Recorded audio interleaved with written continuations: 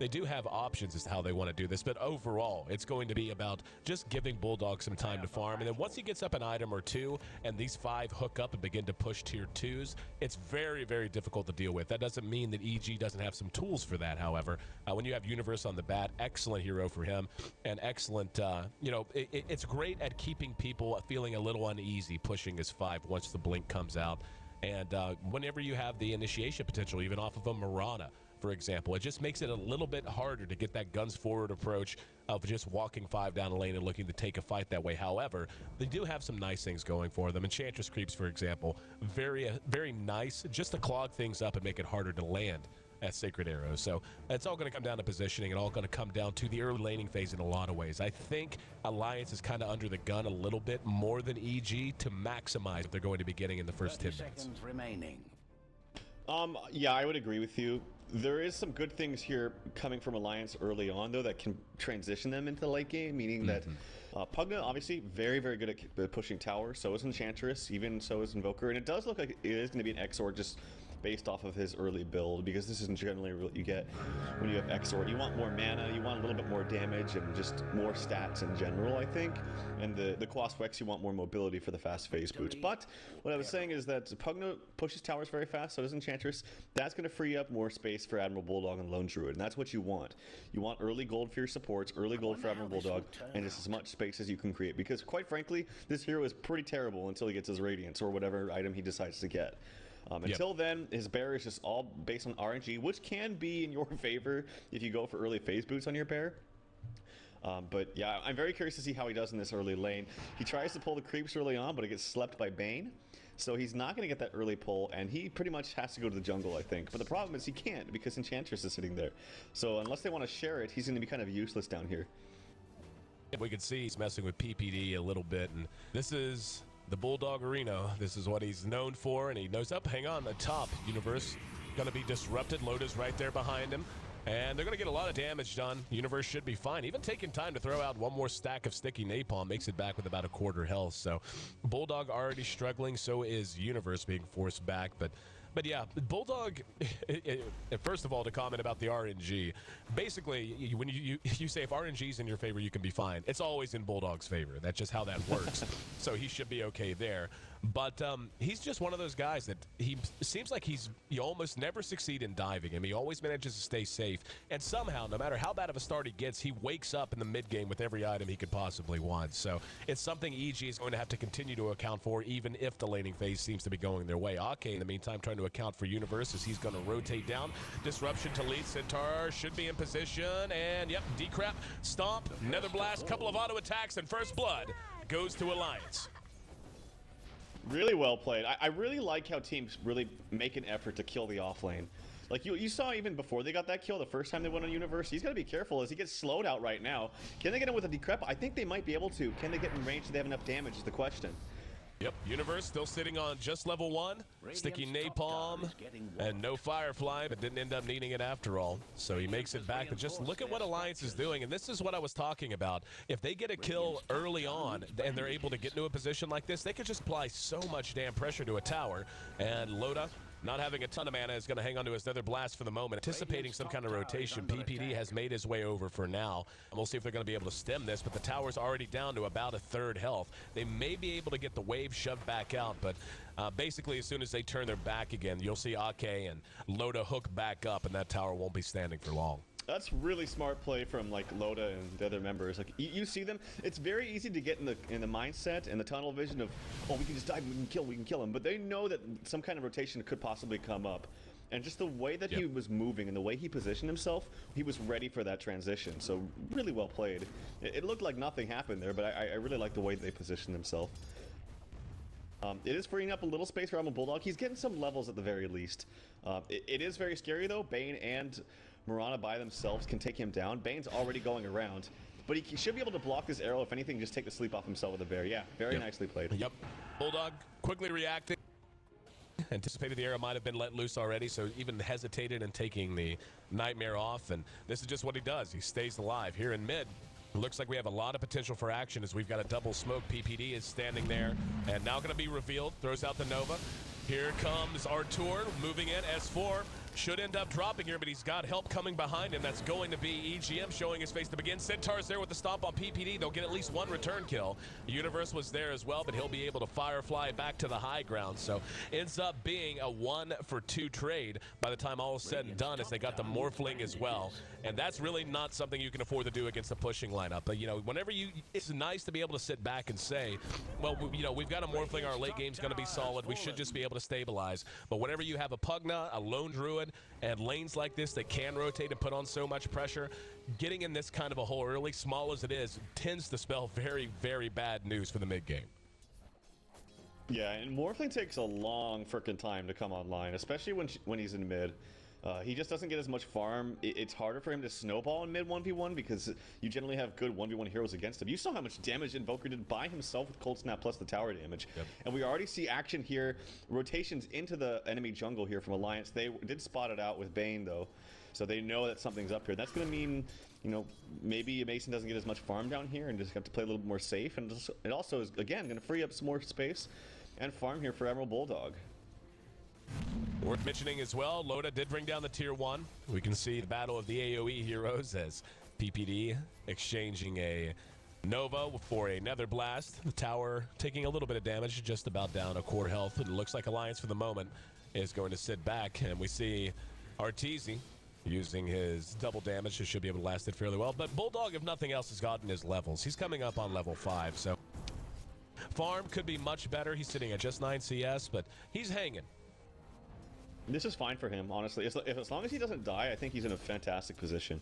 And if he can hit level 6 too, well, actually 5 is really the big benchmark, because then the supports can't be so aggressive on you, because if you get a root on them, they're basically dead.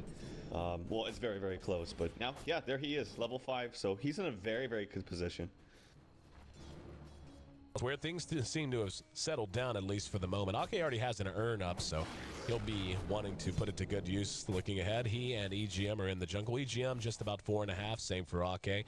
Taking a look at the graphs at 6 minutes in, we can see it's a bit of a gold lead, as one would anticipate for Alliance. They have the kill lead. They also have the tower lead. The experience, though, slightly in favor of EG, so still anyone's game. Still going to be on Alliance to execute and continue to keep pressure on these towers. In the meantime, though, Arteezy is playing a little bit from behind. 24 CS, even though he is ahead of S4, he is not nearly where he wants to be at this stage of the game, I'm sure.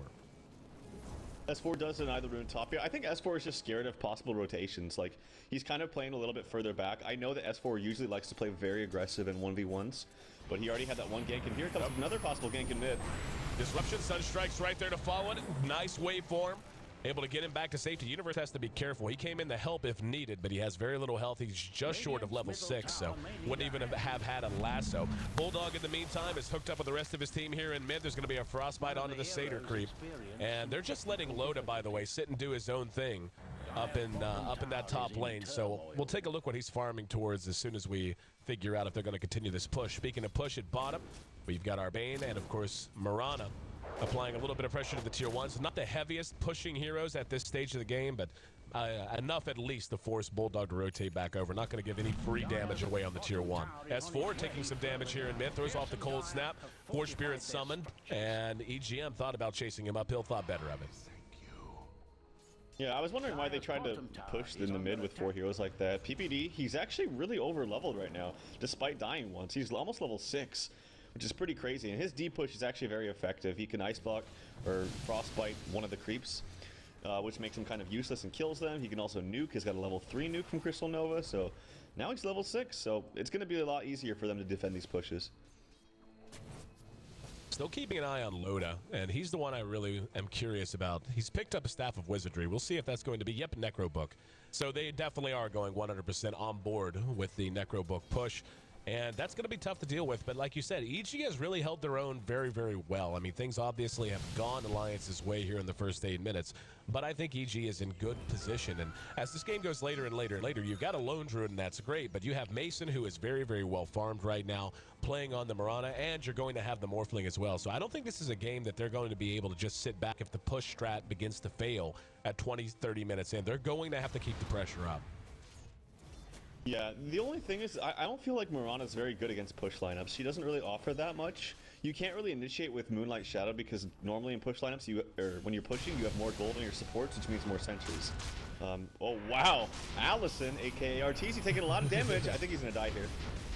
Sunstrike on the mark, and look at him. He's trying to morph and eating damage from the Nether Ward. EGM's way back in no man's land behind the tower. He's going to be spotted out, and yeah, caught up by the Bane. There's going to be a net though now. Universe, nope, never mind. Centaur was brought down. Looked like he was winding up for the stomp, and PPD throwing out the Frostbite, just trying to clean the field of Ake's creeps. And Alliance should be able to pull back regardless. So they end up bringing down the tower, end up scaring the hell out of Arteezy if nothing else. And more importantly, freeing up space for Bulldog. And, you know, this is what this kind of a lineup is designed to do. Bulldog, like you said, he did just fine. He didn't die. He got his levels. He's now level 7.5. Gold, obviously, not quite where he would want it to be. Taking a look at the overall net worth. He's actually, wow, would not have expected that. He's actually right there with Mason in terms of overall net worth, just because of the early tower kills and just because of the way the rest of the laning phase has gone. That's actually impressive as hell. Yeah, this is exactly what this lineup was meant to do for Alliance. This is exactly what it was to do. Get tons of towers early on. It's going to give extra gold for your supports, and especially extra gold for Admiral Bulldog.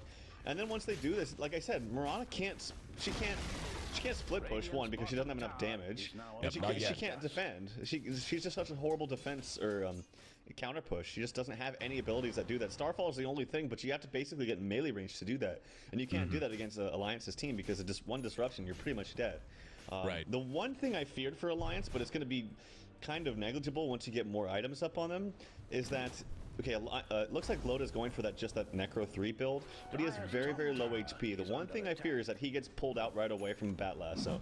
So as long as EGM is very on point with the defensive disruption, I think Alliance is just going to take this. This feels a little risky to me. Never mind. EG with Arteezy up at top pushing the tower. I was going to say, I thought these two were actually in Fog of War, and I was wrong. Showing themselves, so yeah, this isn't risky at all. I was going to say, with most of EG missing or being spotted in mid or bottom, and their potential to initiate, I thought this could be chancy. Instead, it's just a free Roshan. So the rich get richer, and Alliance continues to look very, very strong.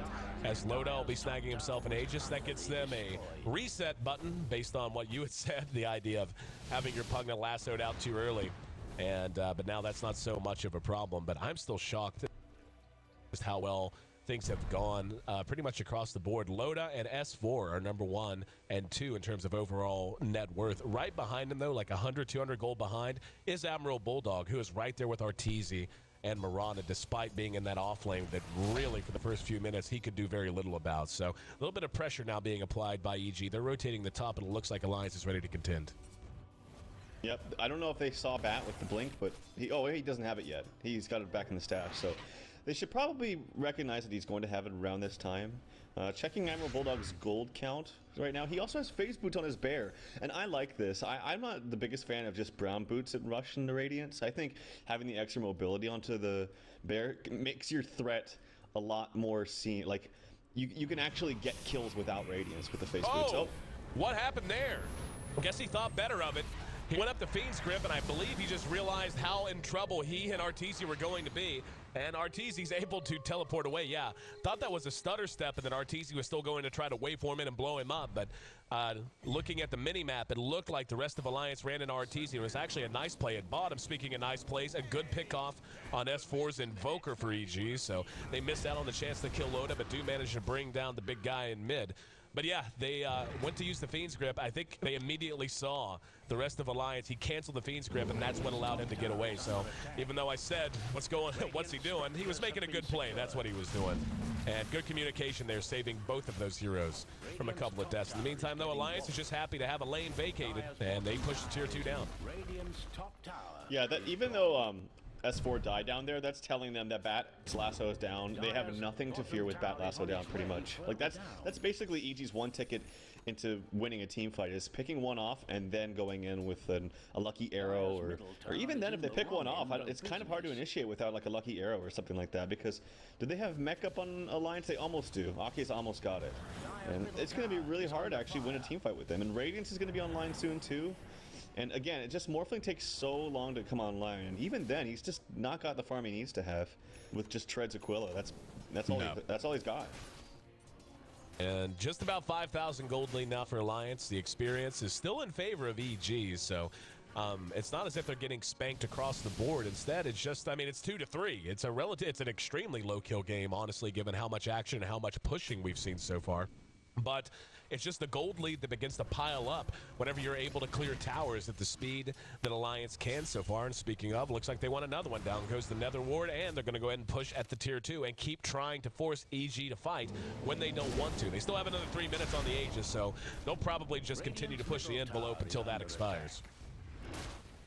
Yep, and this should be an easy push unless, again, it's all up to the bat lasso, but can he even really go in if EGM's on point with the defensive disruption? He really can't. They just kind of have to give all these up, and they are lacking in experience, but this isn't a team that really needs experience. The only person that does is Invoker, and he has a Midas to remedy that problem. So I think Alliance is in a fantastic position right now.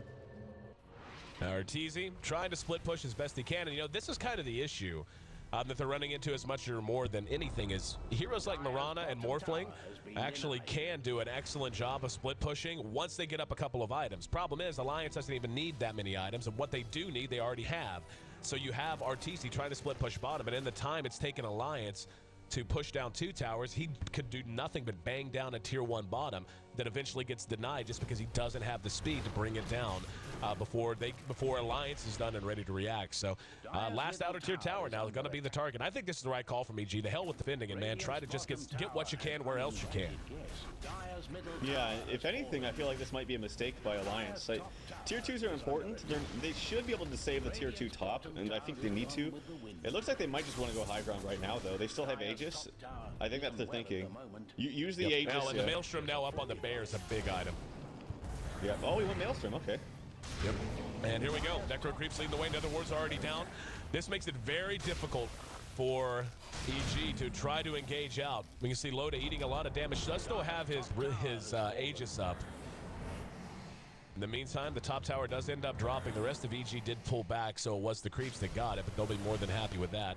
And Loda going to use Life Drain just to get himself a little more stable in terms of health. Mech's done for Ake, so this the mechanism finishing mid-push. They're probably going to try to rush this again. Honestly, they don't have to, though. Between Forge Spirits and Bear, they can take their time. Yeah, Necro 3 is also down. Loda, he just got it, but it's down right now, so he can't use it. I don't know about this push. They have Aegis still, but I don't know. I'm skeptical. We'll see. I like it, actually. And we'll see. They just have to, they can't be initiated upon. We actually saw EGM throw out the Demonic Purge there and get nothing out of it. That might force them back, not having that one tool to account for the heroes when they push through. And it looks like, yeah, Arteezy is going to go elsewhere. But this is why I like this. We talk all the time about how long it takes Morphling and Mirana to come online so far as items and being true carries. Well, this is one way you keep that from happening and make it take even longer. You just keep the pressure up and don't allow them to find the farm that they want and they need. Tier 3 ends up going down, and don't know if they're going to push racks. They might pull back here, especially with the Aegis about to be reclaimed, and yeah, looks like that's going to be the case. Nope, never mind. They actually don't know. I bet when they spot the Aegis is down, they might be careful, but Book 3 is now up. This is like a big opportunity. So even with Aegis down, yeah, he pops Book 3. They don't even have to, like, get close. They can just siege with Forge Spirit. Look at all the minions they have. And they're even using the minions, not even to hardly attack. And here comes the TP back in. We're actually going to see a decrep on the Universe and a cold snap using the Life Drain. Universe can do nothing, and Moonlight Shadow might buy him some time. Nope, ends up dropping. Anyway, there's going to be PPD with the ultimate, and it's a good one. Getting a lot of damage done via Moonlight Shadow. Looks like Alliance is going to be able to pull back minus Loda. And the Aegis, there's the lasso. Universe, who bought back, is not going to buy back for no reason. Going to make sure they get at least something out of it. Flame Break, plus a waveform enough to bring him down. EG now charging out. Arrow's going to end up catching the Bear. S4 and Bulldog and Ake bringing up the rear. Looks like S4 could be in a little bit of trouble. Does have point into Wex, and yes, we'll be able to Ghost Walk. Do they have any detection? They do not. So he's going to end up being safe. They end up losing tier 3, but they do hold the racks. However, cost them a couple buybacks. So that hole just keeps getting deeper and deeper and deeper, even if they did seem to take a win there. It's kind of unfortunate for Universe because this game is really a lot on his shoulders. If he doesn't get a good initiation, it's very difficult for EG to kind of maneuver into a fight. And if you saw right there, he blinked in, just wasn't able to find the initiation he was looking for. got kind of stutter stepped. I didn't exactly see what happened. All I know is that he blinked in, wasn't able to get a lasso off in time, and as a result, he got turned on immediately, died, and wasn't able to do really anything effective in that fight. Buybacks did come out, and so that was a win for Alliance in that sense. And they can just wait for Roche now. They can just wait for Roche to do that again. Mm-hmm. A really low kill game. We're coming up on 19 minutes in with only 9 kills, 4 and 5. So basically split right down the middle. Gold lead has stayed about the same. Experience continues to go in favor of EG. The BKB is now done on Arteezy as well. So BKB coming out this early. Right decision, wrong decision. This is like a desperate decision. This is not an Arteezy item by any means, especially first item. I don't think I've ever seen him do this. This is like, guys, crap. We're going to lose if we lose our racks. We need to defend it, and we need to fight now. Because he's even then, though, his damage output is, I don't know, because if he goes in there, even if he BKBs, there's still a lot of physical damage, like Forge Spirits, auto attacks from the Bear, the Root keep him in place, Exort Invoker hitting for 150 damage is not negligible. Like, it's pretty good. So I don't know. It's a very desperate item choice, but perhaps he feels he needs to get it. I don't know if I agree with it though. I think he needs to just get some kind of split pushing item, and just farm out the other lanes as fast as possible. Yep, that's kind of what I'm wondering if that's going to be the case with Mason, who's picked up a Mithril Hammer. He already has up Drum's Aquila, so he's very well rounded. Hang on. We're going to have Arteezy engaged upon, but able to replicate away. Did they catch out Zai? Continuing to chase him. There's going to be a Sunstrike on the mark. No stun, though, and the damage not quite quick enough. But back to Mason. I think he's going to be on the way to a Deso. He certainly has enough, unless he's just saving up to buy his Ogre Club and the recipe for the BKB all at once. But I agree. I think they need a split push item. They need to be able to do some damage. I mean, when you look at Alliance, as of right now, they're not all that tanky. I mean, they're ahead. But well, as soon as I say that, of course, we see EGM pick up a damn Rod of AUI, a.k.a. the Rod of Atos. That'll help his health pool a little bit. But yeah, hang on. Bottom, Bulldog, lassoed back. Arteezy trying to do the damage, and they are able to bring him down. PPD was there as well. Let's see if Alliance is able to react and corral him. Loda gets eyes on the both of them. There's going to be another blast. He summons the Necro Creeps, but PPD able to TP right in his face. Rest of Alliance a little tardy to the party and unable to get there in time to do much of anything. So, well played by EG. Yeah, in the meantime, Mason split pushing up top. The Rod comes out, though. He does have a leap and a TP. Nope, EGM can't get him. So, well played by EG. Just trying to get whatever they can at this point. But Roche is up. This is what I talked about. And it's pretty much a free Roche on any time they want it. They have double Necro 3. They don't even need to pop both of them at this point. And that's the problem here for EG. But as far as Mason's items, is what he wants to build, that Mithril Hammer. BKB is like the safe choice, I guess. But I don't even think BKB is honestly that good. I don't know. It's going to reduce the damage from Invoker and Pugna, but I thought Maelstrom actually would have been pretty good this game. Roshan goes down, Pugna gets it. Alliance coming out of the pit. They've got a couple of targets just to the north. That's Zai, PPD, and Arteezy. And a quick pause. The PPE, not sure, lag, or maybe he wants to talk it over. We'll find out. But just a reminder, guys, that coming up between games, we've got a new Alliance set, a new Alliance cosmetic set. It's going to be making its premiere today, and we're going to be premiering the trailer for it coming up, and I'm not going to tell you who or what it's for, but you want to stick around, and I'm pretty sure we're still planning to do it in between games 1 and 2, so make sure you catch that coming up. And now Alliance converging on the mid. Looks like EG is going to go ahead and pull back in the meantime, though, and rotate up to top, but do you feel like Alliance has done enough work with this lineup, or do you think EG is in a fairly decent position if they can take a fight or two to turn it around? I still think Alliance has done work.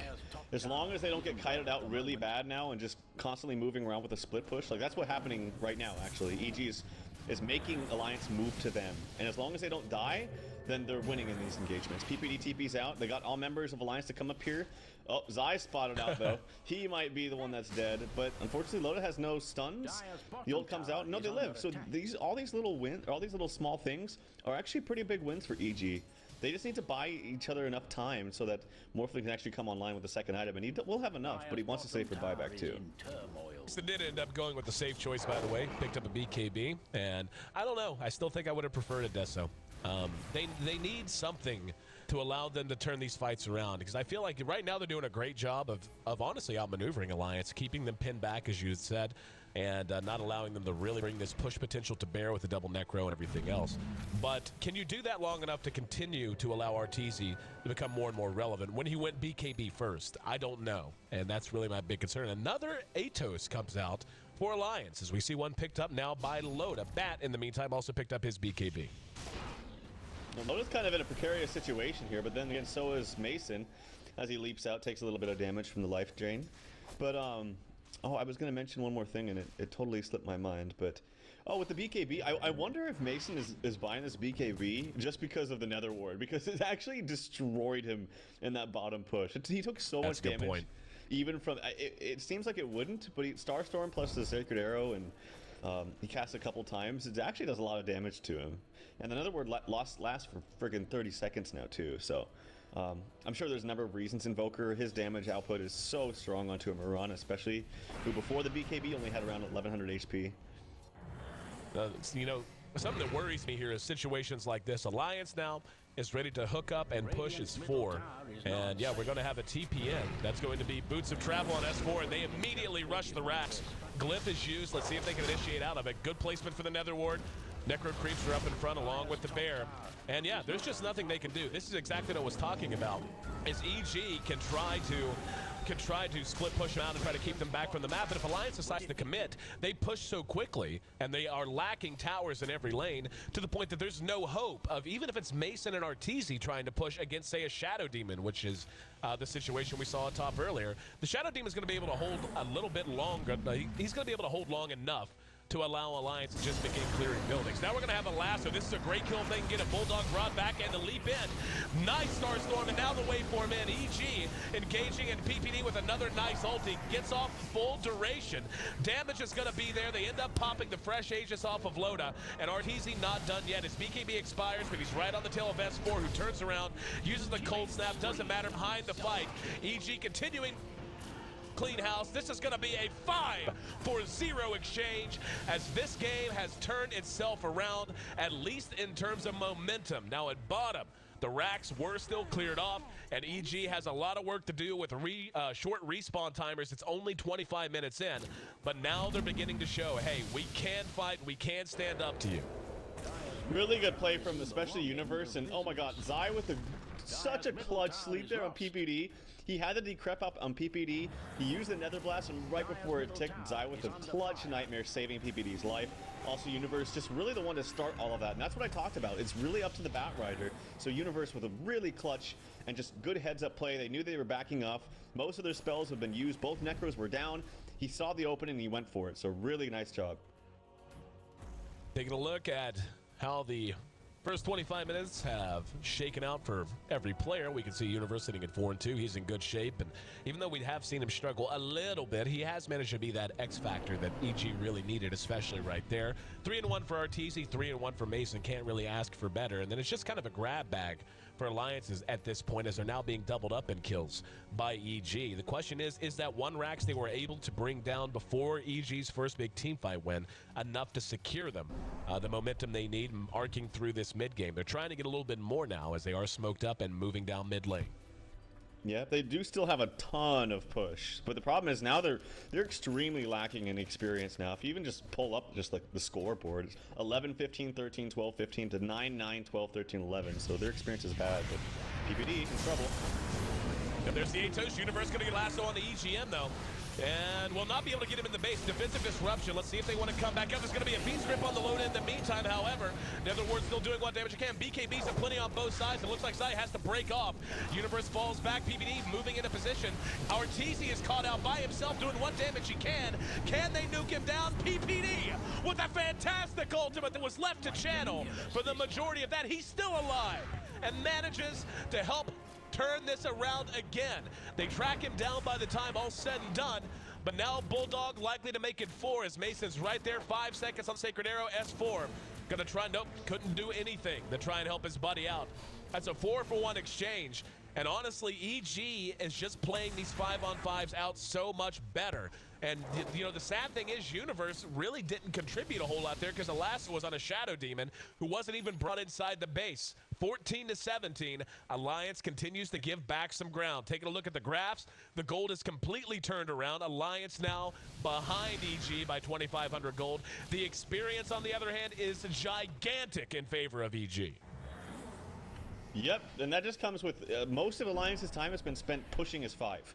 And now that they're losing these engagements, it's very, very scary for them because with a Morphling that's, 5 levels higher than your carry, and your carry is basically your one position's a Pugna, so to speak. Sorry, it's not 5 levels, but it's a number of levels, and it makes a difference now, especially with an Eth Blade up onto your Morphling. So they still have potential, Alliance, but EG's doing a really good job out catching them before they hit the base, and that's what you have to do against a push lineup like this. These BKBs have paid dividends for them so hugely, and without a doubt the right choice it would seem, as Arteezy manages to make it away right in the face of everyone from Alliance. And he's just continuing to do what Artur does, which is farm like all hell. He's got about 2K tucked away to go with his BKB and his E-Blade. The E-Blade, most recent pickup. And now they're trying to chase down Mason. Those Atoses love the sound effect and the visual effect. But to be honest, I'm not seeing a whole lot of overall production come out of them. It's nice that they tank you up and give you a mana pool, but I have yet to really see them be a huge factor. Yeah, I agree. I mean, it's certainly a decent item, but the thing is they all have BKBs, so right, exactly. It's kind of useless once they pop that, but I don't know. They just thought they wanted a quick item that gives them some decent HP, and the long range slow is actually pretty devastating, but yeah, maybe it wasn't the right pickup here.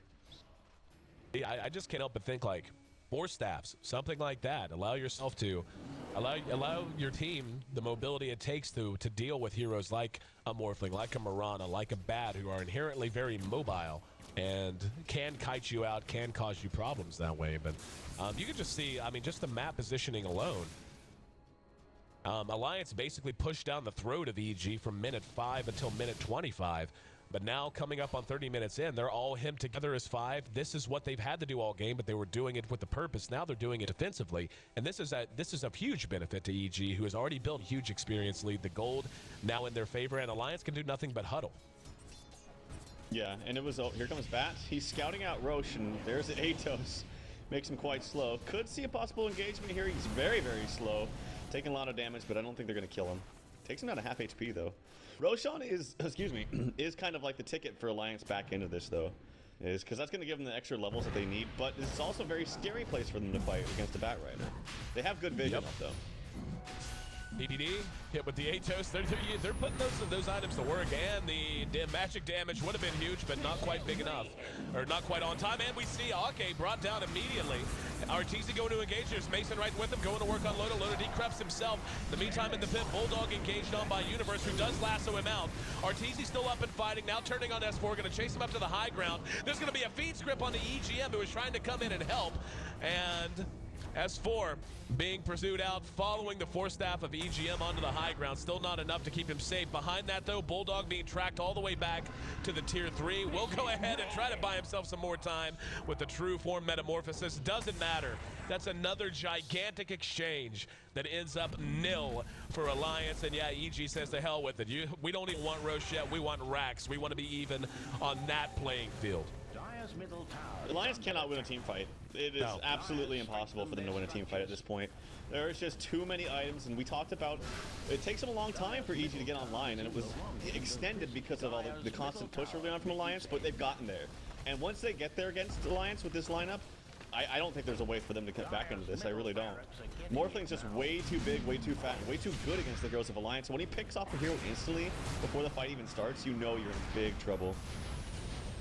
And Sunstrike sidesteps slightly, and above that, EG still trying to harass. Actually almost brought down EGM, and Mason continuing to do some damage to Loda. Everyone kind of hurting at the moment and trying to limp back to the base to lick their wounds. But Alliance, at the very least, does manage to keep 1 set of racks up, the ranged racks. However, they lost the tier 3 and the melee racks. So even though they maintain a slight lead there, I can't even imagine what the graphs look like right now. Yeah, that's about what I would have assumed. Biggest lead of the game now in favor of EG and Gold, and the experience is, like, honestly not even in the realm of reasonable. It's just hugely, preposterously in favor of EG right now. They're going to go back into the Roach pit. Let's see if EG is able to smell it out and stop it. Yep, again, this is kind of like Alliance's one ticket back in, but if EG just runs in, I feel like Alliance is going to be Universe get bashed by... Actually, hang on, there's going to be a Fiend's Grip, but EG trying to engage. They end up losing PPD that time. Universe, I didn't see what happened to him. I just saw that he went in. I'm not sure if he got bashed by who or by what. He had his BKB active, but Alliance nonetheless is cleaned up, and we're going to see them get a return kill finally on Zai. Mason's right there with him, and Roche ends up dropping behind that as Arteezy nets himself and Aegis Universe. Yep, they're just going to call it there. GG. So GG and Alliance, who, I mean, just look at the graphs and what a huge turnaround it was. The biggest lead of the game was about 6K gold, turned into 10K for EG.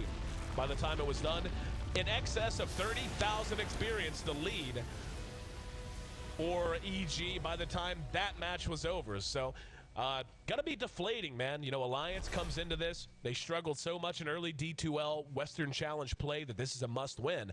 And now they find themselves giving up a game they led pretty hugely